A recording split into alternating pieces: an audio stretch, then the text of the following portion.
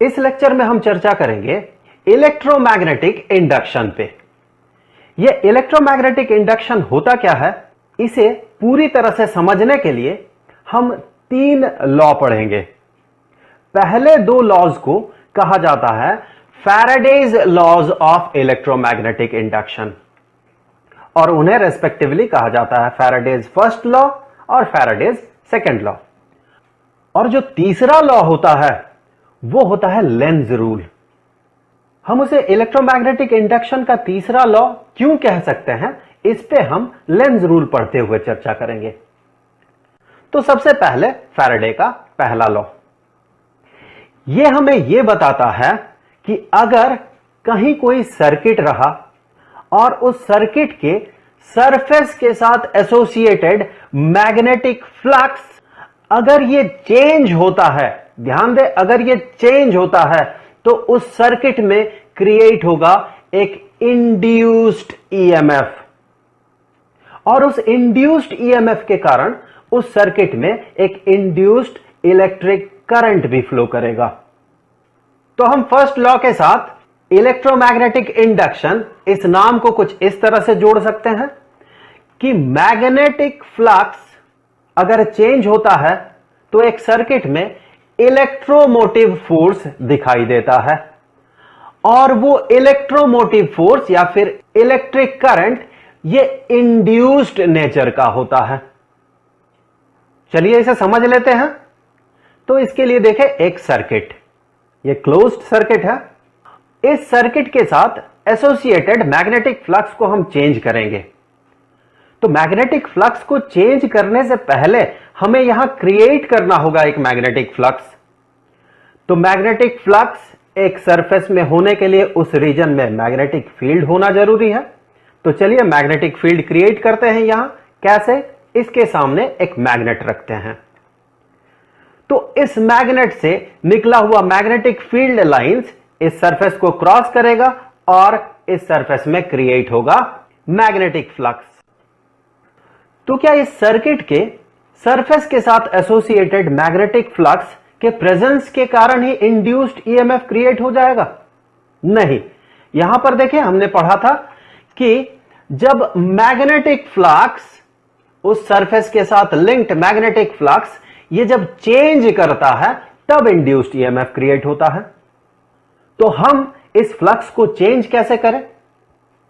यहां देखें, फ्लक्स को चेंज करने के लिए हम क्या कर सकते हैं, हमें पता है नंबर ऑफ फील्ड लाइंस जो एक सरफेस को क्रॉस करेगा वही डिसाइड करेगा उसका फ्लक्स कितना है। तो हम अगर किसी तरह से वो नंबर ऑफ फील्ड लाइंस को बढ़ा सके, इस सरफेस से क्रॉस होता हुआ, इस सरफेस से क्रॉस होता हुआ, तो हम इस सरफेस से एसोसिएटेड मैग्नेटिक फ्लक्स को बढ़ा सकते हैं। उसी तरह से नंबर ऑफ फील्ड लाइंस को अगर हम घटा दें, number of field lines crossing this surface, तो इसका मैग्नेटिक फ्लक्स घट जाएगा। तो इस तरह से हम मैग्नेटिक फ्लक्स को चेंज कर सकते हैं। तो हमें किसी तरह से magnetic field lines, number of magnetic field lines, इसे इस सरफेस के थ्रू या तो बढ़ाना है या फिर घटाना है।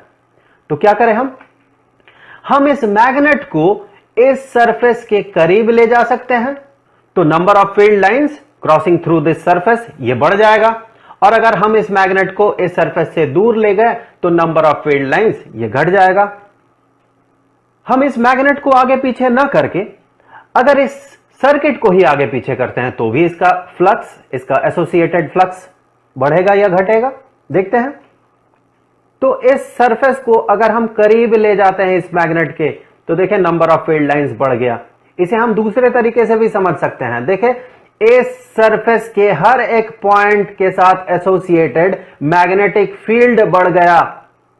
तो जैसे ही मैग्नेटिक फील्ड बढ़ेगा हम कहेंगे इस सरफेस के साथ एसोसिएटेड मैग्नेटिक फ्लक्स बढ़ गया। उसी तरह से इस सरफेस को अगर हम दूर ले जाते हैं तो number of field lines crossing this surface ये घटेगा, या फिर दूसरे शब्दों में कहे कि इस सरफेस के हर एक पॉइंट में मैग्नेटिक फील्ड का मैग्नीट्यूड घटेगा। तो इसके कारण इस सरफेस के साथ एसोसिएटेड मैग्नेटिक फ्लक्स भी घट जाएगा। तो इस तरह से हम एक सर्किट के साथ एसोसिएटेड मैग्नेटिक फ्लक्स को चेंज कर सकते हैं। एक और तरीका है कि अगर हम इस सर्किट को इस एक्सिस में कुछ इस डायरेक्शन में रोटेट कर दे, तो अगर हम इसे रोटेट करेंगे तो इस सरफेस वेक्टर का डायरेक्शन चेंज होगा, और चूंकि मैग्नेटिक फ्लक्स होता है, मैग्नेटिक फील्ड और सरफेस वेक्टर का डॉट प्रोडक्ट, तो वो डॉट प्रोडक्ट भी चेंज हो जाएगा। तो इस तरह से हम एक सर्किट के साथ एसोसिएटेड मैग्नेटिक फ्लक्स को चेंज कर सकते हैं। और जैसे ही हम इसके साथ एसोसिएटेड मैग्नेटिक फ्लक्स को चेंज करेंगे तो इस सर्किट में क्रिएट होगा एक इंड्यूस्ड ईएमएफ, जिसके कारण इस सर्किट में फ्लो होगा करंट का। तो इस सर्किट में हो सकता है कुछ इस डायरेक्शन में करंट का फ्लो हो, या फिर करंट का फ्लो इस डायरेक्शन में हो।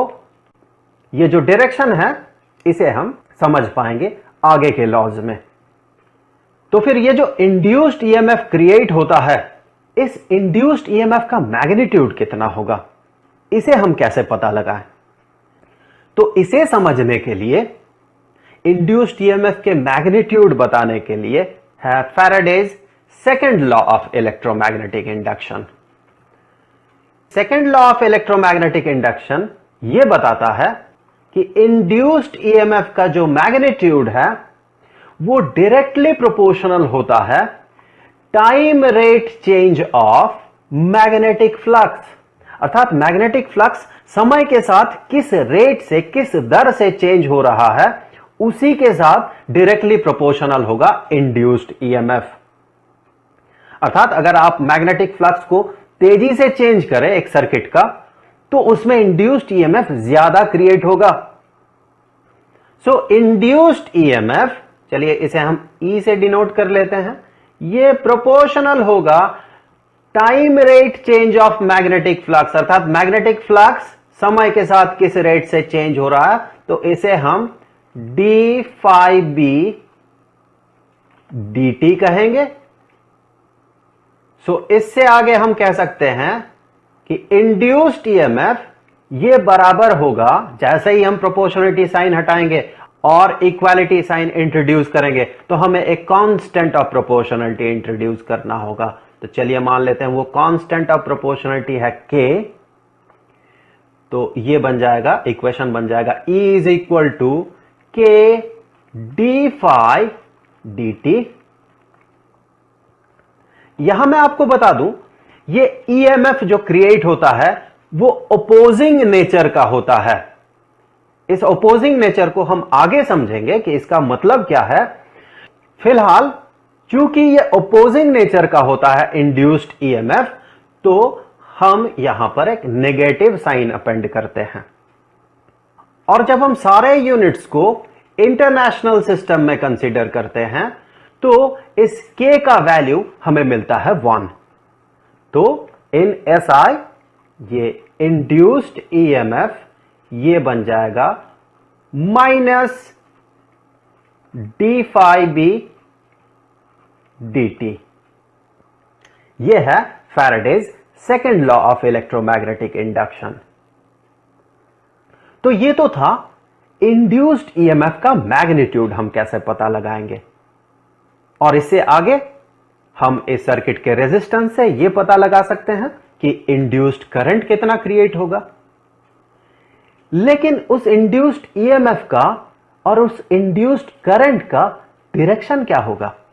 उसका तो दो डायरेक्शन पॉसिबल है, एक तो इस डायरेक्शन में और दूसरा इस डायरेक्शन में। उसके डायरेक्शन को समझने के लिए हमारे पास होता है लेंज रूल। लेंज रूल हमें यह बताता है कि किसी भी सर्किट में इंड्यूस्ड ईएमएफ या इंड्यूस्ड करंट कुछ ऐसा होता है जो कि उस मैग्नेटिक फ्लक्स के चेंज को अपोज करता है। यहां पर देखें, अगर हम इस मैग्नेट को इस सर्किट के करीब ले जाएं या फिर इस सर्किट को मैग्नेट के करीब ले आए इस सिचुएशन में, तो देखिए नॉर्थ पोल जो है ये इस सर्किट के करीब आ रहा है। इसमें इंड्यूस्ड ईएमएफ कुछ ऐसा क्रिएट होगा कि ये उस नॉर्थ पोल के करीब आने को, अर्थात उस कॉज को, जो कॉज उस इलेक्ट्रोमैग्नेटिक इंडक्शन को क्रिएट कर रहा है, उस कॉज को अपोज करेगा। तो उस कॉज को वो कैसे अपोज कर सकता है, इस मैग्नेट को करीब आने से कैसे रोक सकता है, कि इसमें करंट कुछ ऐसा क्रिएट हो जाए कि उसके इस फेस में बन जाए नॉर्थ पोल और इस फेस में बन जाए साउथ पोल। तो जैसे ही इस नॉर्थ पोल के सामने वाला फेस नॉर्थ पोल बन जाएगा, तो नॉर्थ पोल और नॉर्थ पोल में रिपल्शन होगा और इसका करीब आना अपोज्ड होगा। सो इस सर्किट में करंट को कैसा फ्लो होना है, इस सर्किट में करंट को कुछ ऐसा फ्लो होना है कि इस मैग्नेट के पॉइंट ऑफ व्यू से देखें तो करंट इस सर्किट में एंटी क्लॉकवाइज फ्लो हो। उसी तरह से हम कह सकते हैं कि अगर हम इस मैग्नेट को दूर ले जाएं इस सर्किट से, या फिर कहें इस सर्किट को हम दूर ले जाएं, तो देखें नॉर्थ पोल का दूर जाना इस सर्किट के ईएमएफ का कारण होगा। तो उसमें इंड्यूस्ड ईएमएफ कुछ ऐसा क्रिएट होगा कि वो इस नॉर्थ पोल को दूर जाने से रोकेगा। अर्थात अब क्या होगा, अब इसके मैग्नेट के सामने वाले फेस में बनेगा साउथ पोल और उसके अपोजिट फेस में बनेगा नॉर्थ पोल। तो करंट को कैसा फ्लो होना है, इस केस में करंट मैग्नेट के पॉइंट ऑफ व्यू से देखें तो वो क्लॉकवाइज डायरेक्शन में फ्लो करेगा।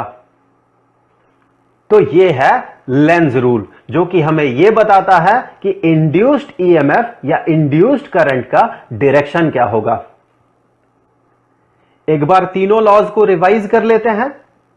देखिए, पहला लॉ जो है यह हमें बताता है कि अगर हम फ्लक्स को चेंज करते हैं, मैग्नेटिक फ्लक्स को एक सर्किट के साथ एसोसिएटेड, तो उसमें करंट क्रिएट होगा। अर्थात यह बता रहा है कि इलेक्ट्रोमैग्नेटिक इंडक्शन कब दिखेगा। दूसरा रूल हमें यह बताता है कि इलेक्ट्रोमैग्नेटिक इंडक्शन जो क्रिएटेड हो रहा है इसका मैग्नीट्यूड कितना होगा। और लेंज रूल, जिसे हम इलेक्ट्रोमैग्नेटिक इंडक्शन का थर्ड लॉ भी कह सकते हैं, यह हमें बताता है कि उस इंड्यूस्ड ईएमएफ का डायरेक्शन क्या होगा।